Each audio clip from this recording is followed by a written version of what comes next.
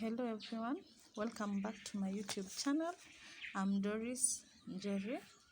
I'm a gospel singer, I'm a motivational speaker, and also a lecturer by profession. I've studied IT. I've also studied community development and social work, and all those are fields that I've also lectured in, and I thank God for this far. So today I'm going to be talking about empathy. So, as in, what is empathy? Who are empath? What does it entail? And what it is all about. Okay, so you have the ability to put yourself in the shoes of someone, understand how they feel. If they are going through something, you're there for them, and you feel like they deserve to be helped, or maybe they don't deserve to be going through the pain they are feeling. So those are characteristics of being empathetic, or of empathy.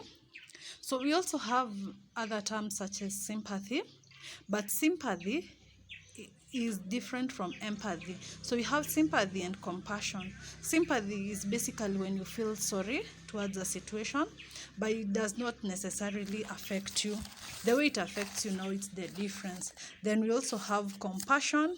We are the people, you have a heart of, maybe a heart of compassion. So you feel you are compassionate about people, you feel pity on them. So basically compassion is that feeling pity on people and being merciful towards them. That's compassion, but it's basically not, it doesn't mean that it is being an empath or being empathetic, because being empathetic is deeper than that. And it gets even to the level that it affects your mental health, your emotional health, because if you're really empathetic, you find that sometimes it can even lead you to depression, because you might overthink. If you're an overthinker, an empathetic overthinker, like some of us, so you might find yourself like you're thinking about that particular situation, or that particular problem that you saw someone go through, a particular situation that is happening somewhere, and you flip it round and about, you flip it all sides to try to, you put yourself in that situation. In many instances, you put yourself in that situation in many ways. So that is empathy. Now, the signs of an empath, or signs of someone that's empathetic: number one, you are good on picking how other people are feeling. Like, you can see me, just I'm coming to work, I'm looking down, and you're like, hey Doris, today you're not happy. And then also, you at the same time, you even start wondering, hey Doris, what's happening? Because the energy that you're relaying today is not the good energy or the good vibe that you usually relay. Then another thing, if you are an empathetic, another sign that you are an empath, you find that people, they want to be sharing with you your problems. So if your family, your friends, or wherever at church, you just meet someone, they come and sit next to you, and they're like, you know what, I'm going through, my husband, he was laid off at his workplace, or you know what, I had a miscarriage last month, or you know what, I'm going to jail, I have a case, my brother is in jail. So those are the general things that it's also a sign that you are an empath, because that's an external sign, because obviously people won't be interested to tell you their problems if they know you'll brush them off, or you brush them away. But by the fact that you put yourself in their shoes, you think at the level of what they are feeling, you'll find that people, they want to share their problems with you. So another thing is, you find yourself thinking, as I said about overthinking, you find yourself thinking about a given situation too much, and that's affecting other people. You're thinking about it, maybe you're thinking, how does it feel to be going through a certain situation? How does it feel to be going through divorce? It must be painful. How does it feel to be jobless for years? It must be painful. So you're thinking about it, you're overthinking, you're flipping that coin many sides, and you're really going through that particular thought process. Doesn't mean that at that point you're going through that particular problem, but just that you know that there are people going through that, so you're also an empath.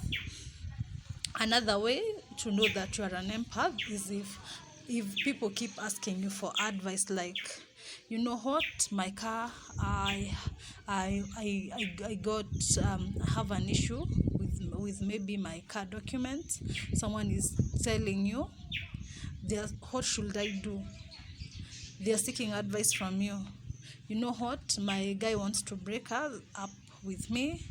What should I do? Or what can I do? I'm getting laid off from my job. What should I do? Or what can I do? That is also another way to know that you are an empath, because why would someone want to seek advice from you if they know you won't put yourself in their shoes and think about that particular situation and be able to find an answer about it? So that particular should tell you that you're an empath.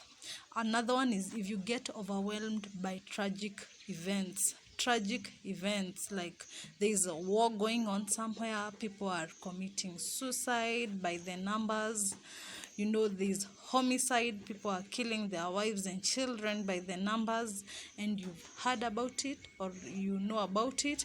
So those tragic events, they are moving you. You're not just taking it as hiyo ni news alafu unaachana, hapana.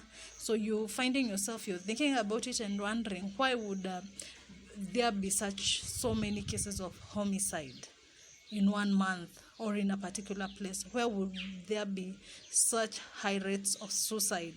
For example, where I come from, the rates of suicide, they used to be really high, but thankfully now, it's long since I had someone who has committed suicide by themselves.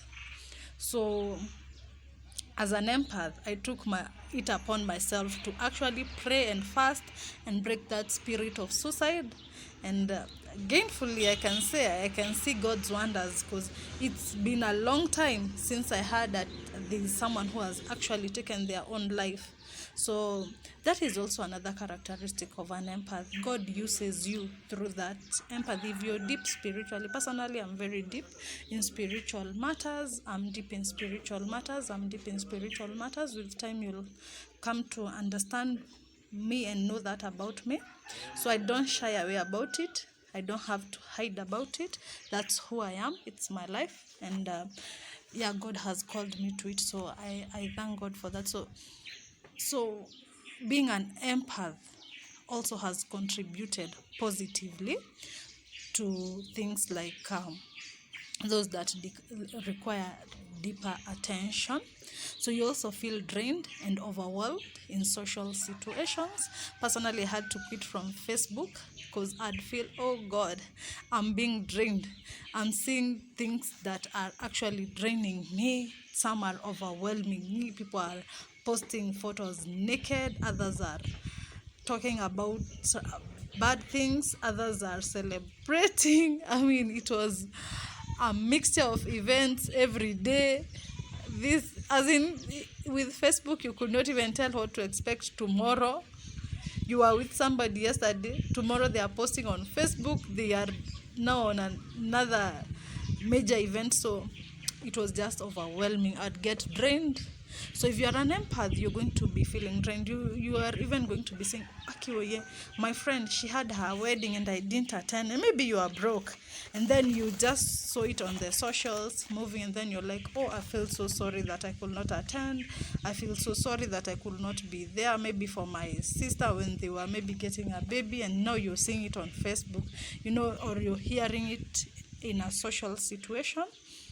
So you get drained, you get overwhelmed, because now you imagine yourself in that particular situation, or you put yourself in their shoes. Just imagine you had your wedding and your friends didn't show up, so you just become drained. And sometimes it's genuine.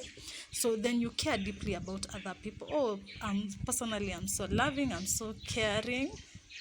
I've not even been able to find someone else in this world who is as loving and as caring as I am. So that is a characteristic of empathetic people. We are loving, we are caring. So if you find that in most situations you're always at the other end of the gun. You're the one who's loving people. You're the one who's caring about them.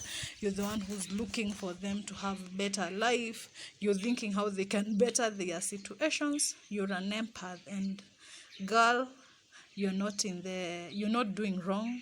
And even if you're a man, you're empathetic towards your family. You work hard so that they can survive. You provide for them. It's not wrong. You're not society will always never appreciate the good, so but you're just an empath, and keep doing what you're doing, even if you won't be appreciated. Maybe if you're a man, girls are misusing you, your cousins, your sisters, your mom, your wife, your girlfriends, but just keep on, because it's natural. It's a character trait from God. So don't bash yourself about it. Then you still find it difficult to set boundaries. So as an empath, you'll find it difficult to set boundaries, and maybe to tell you can set boundaries with people and tell them, you know what, you won't cross this boundary with me, because people tend to actually misuse you. Like I said, maybe you can say, I'll never help my sister again financially. I'll never be there for you. It's a friend. I'll never be there for you. But immediately, the instance you learn that they are suffering and it's serious, you may just have to cross that boundary, because you're an empath and it's in you. Don't hate yourself on it. Just flow with it, because that's also another characteristic of an empath. But it's good to learn not to be misused by people. So as an empath, you should also learn not to be misused. When it comes to setting boundaries and standards, let it just be uniform for all of us. For those who are empath, even if you're not an empath, let it just be uniform. Because with people, if you don't set your boundaries, they are going always to be harming you and hurting you. You find that you're always on the receiving end. You're being hurt. You're being there for people. You're organizing their baby showers. You're visiting them in hospital. You're quitting your job so that you can help them when they're sick. And the most they can do is insult you over and over again. It's time you set a boundary and be tough about it, despite the fact that they'll still suffer whether you're there or whether you're not there. So just let them be. So it's good to be able to set boundaries, but that is also another characteristic of empathetic people. They're not able to, they find it difficult to set those boundaries, because the moment they see you in pain, the moment they see you going through a situation, they'll start overthinking. Maybe if I was there, the situation would have been better. And that's it. So we have different types of this empathy. We have the affective empathy. That one, you show concern. It affects you. You're concerned. So personally, I used to be so concerned that girls would not be able to make it to maybe past class 8. They are being married off at 12, 16, and they are living their whole lives as maybe like they are living their whole lives suffering to put the daily bread on the table. And I'd feel so much deep concern towards that. But you realize that that's a very big problem, as in it's all over the world. It's in Kenya, it's in Tanzania, it's in Uganda, it's in Malawi, it's everywhere. So you can't solve it. There are 5 or 10 girls that you can meet and talk to them about furthering their education, and they agree with you. It will not, it's just like a drop in the ocean. So that one it becomes not affective empathy, as in you're just concerned about an issue, but maybe you may never be able to change it or alter it. The other one is somatic. When you're a somatic empath, you actually feel the physical pain for that person. If someone is sick, they have maybe a chronic illness that is so painful, you even feel like your whole body, it's painful.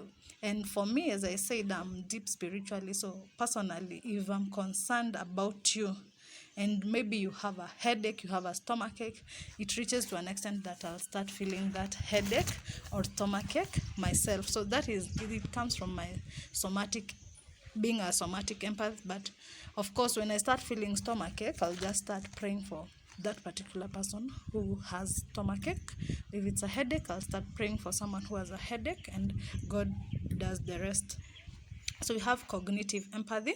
This one is in terms of understanding. You try to understand the issue at hand, you try to understand it. You're a critical thinker. You try to analyze maybe what other people may not even care to analyze or know about a particular situation or particular issue. Then we have the benefits. So as I've been explaining and I've been talking a lot about the disadvantages of being an empath, because I'm one and I know it has disadvantages, so many disadvantages, but then we also have the benefits and the advantages. One is you're able to build social connections. So you're able to build and keep social connections because you are concerned about the issues that are happening. You're concerned that someone is sick. You went to visit them in hospital. You got to know their family, their friends, their relatives. You're concerned that someone is going through a hard time. You went to meet them. You got to know their neighbors. So that is basically it helps you to get social connections. Number two, it helps you to have emotional regulation. So like it reaches a point that you have to learn how to regulate your emotions, and so that you don't quite get always depressed. There's that time I used to be depressed all the time that Somalia has ran into war, and I'd close myself in the house for days crying. I'm not even a Somalia. Then I'd hear South Sudan, there's what do they call it? There's a genocide. There was a genocide in South Sudan, and I cried and prayed. I'll even go into fasting, and then I'll hear Burundi, the war has broke out in. It broke out in Burundi. I also got depressed. So it reached a point that I had now to learn to regulate my emotions so that I don't have to fall into depression all the time, because I'm becoming empathetic over issues that they are actually external from me. So then another one, it helps in creating the helping behavior. So helping behavior, basically when you hear there's something you want to help. Personally, I want to start a funds drive this year. So if you're interested, I'd want to visit our prisons this year. Later in the year, we visit the prisons and the rehabilitation centers, and so we visit and actually, so that is a helping behavior. We visit and actually provide them with toiletries that they need. We talk to them the word of God, and we also encourage them and pray for them so that God will touch them and so that they also have a good life. So personally, I am an empath. I'm here. Sometimes I'm in the house and I'm feeling sorry for someone who has to be in jail. They have had to leave their families. They've had to leave their children at home. So that one, we are going to embark it together with my YouTube family. I know you're going to be supportive. And that is a helping behavior that, of course, that I had to calculate the helping behavior in me, because I found out that I'm so empathetic towards this situation. So the best you can do is alleviate the suffering at the point or the level that you'll be able. So that's all for today, guys. Lest the video become too long. Bye. Love you. Till next time. Subscribe. Click the bell notification button. I'll keep improving my content. Bye, guys.